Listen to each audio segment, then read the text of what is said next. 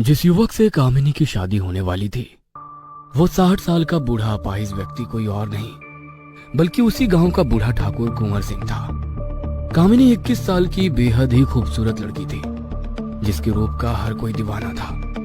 केवल उसके गांव में ही नहीं बल्कि आसपास के गांव के मर्द भी उसकी खूबसूरती के कायल थे। उन्हीं में से एक गांव का बूढ़ा अपाहिज ठाकुर कुंवर सिंह भी था जो हर हाल में कामिनी को हासिल करना चाहता था। लेकिन आखिरकार ऐसा क्या हुआ कि कामिनी को खुद ब खुद गांव के बूढ़े ठाकुर कुंवर सिंह से शादी करने पर मजबूर होना पड़ा। वो उम्र में उससे 40 साल बड़ा था और उससे भी हैरत की बात यह थी कि ये उस बूढ़े ठाकुर की पहली या दूसरी नहीं बल्कि 5वीं शादी थी। और उसकी चारों पत्नियों की मौत कैसे हुई इसके भेद को आज तक कोई भी नहीं जान पाया था। शादी होने के बाद कामिनी की उस घर में आज पहली रात थी। उस बूढ़े अपाहिज ठाकुर को अपने सामने व्हील चेयर पर बैठा देख वह घबराहट के मारे कांप रही थी। एक 60 साल के अपाहिज बूढ़े से शादी करके उसका जीवन तो मानो एक मजाक बनकर रह गया था। घर के कुछ नौकरों ने बूढ़े ठाकुर को दवाइयां देकर कामिनी के बगल में उसी बिस्तर पर लिटा दिया था। उसे अपने पास लेटा देखकर कामिनी को बेहद ही अजीब महसूस हो रहा था। जिस उम्र का व्यक्ति उसका पिता है उस उम्र का व्यक्ति भला उसका पति कैसे हो सकता है। उसका मन बहुत ही बेचैन था। वह एक टक बस अपने सामने दीवार पर लगी घड़ी को देख रही थी। उसे यही इंतजार था कि बस जल्द से जल्द सुबह हो जाए और वो इस कमरे से बाहर निकल सके।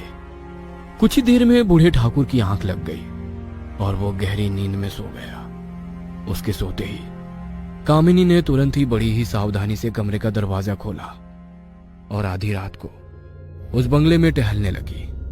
वो बंगला इतना बड़ा था कि बहुत देर तक घूमने के बाद भी कामिनी के लिए आधे से ज्यादा बंगला अनदेखा था। इसलिए वह बंगले की पहली मंजिल पर टहलने जा पहुंची और तभी उसे ऐसा लगा कि मानो यहाँ उसके अलावा और भी बहुत से लोग हैं जिनका एहसास उसे वहां हो रहा है।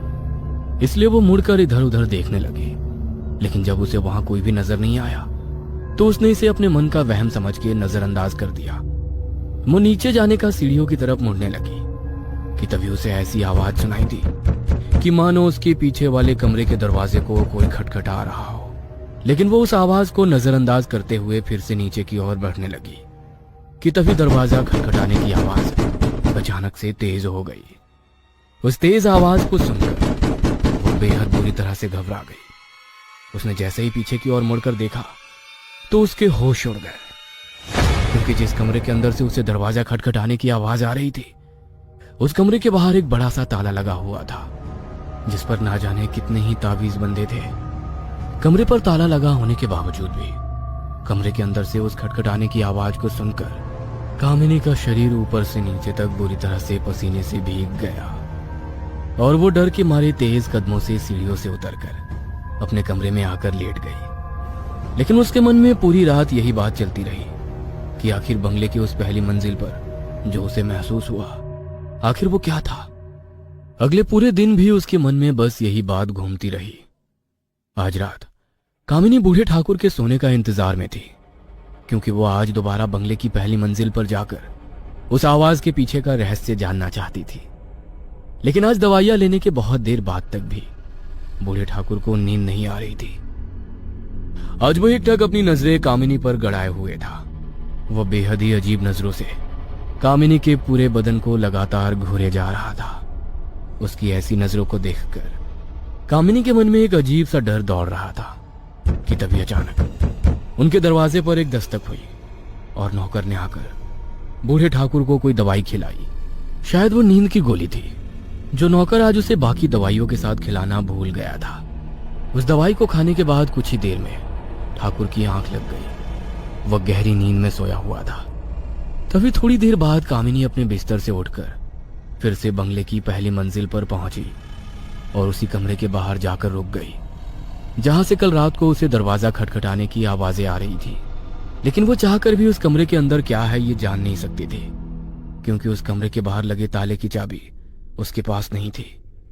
तभी उसे ख्याल आया कि शायद यहाँ पर काम करने वाले नौकरों को इस कमरे की चाबी के बारे में पता हो।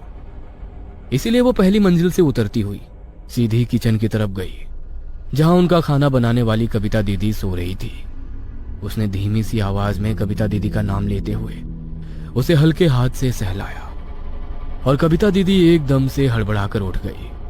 तभी कामिनी उसे शांत करते हुए उससे उस कमरे की चाबी के बारे में पूछने लगी। लेकिन उस कमरे का नाम सुनते ही कविता अचानक से सहम गई और उसने बड़बड़ाती हुई आवाज में कामिनी से कहा, क्या कहा? अब वो उस कमरे की चाबी? नहीं दीदी, मेरे पास उस कमरे की कोई चाबी वाबी नहीं है, और आप भी उस कमरे की चाबी को मत ढूंढिए और सो जाइए जाकर अपने कमरे में। जाइए दीदी। लेकिन क्यों कविता दीदी, आखिर ऐसा क्या है उस कमरे में? मैंने इस पूरे बंगले को छान मारा और इस पूरे बंगले में एक वही ऐसा इकलौता कमरा है जिस पर ताला लगाया गया है। और तो और उस कमरे से मुझे कल रात दरवाजा खटखटाने की आवाज भी सुनाई दे रही थी। आखिर ऐसा क्या राज छिपा है उस कमरे में जिस वजह से उसे इस तरह से बंद कर दिया गया है? दीदी, आप मेहरबानी करके किसी को मत बताना, वरना ठाकुर साहब मुझे और मेरे पति को काम से निकाल देंगे।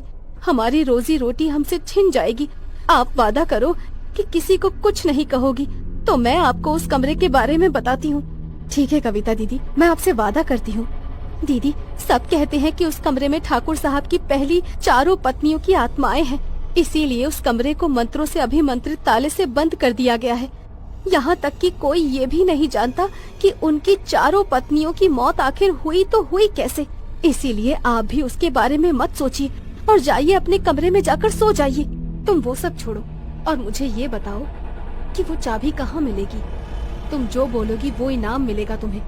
कामिनी के मुंह से मुंह मांगे इनाम की बात सुनकर कविता के मन में भी लालच आ गया और उसने उस चाबी का भेद कामिनी के सामने उगल दिया।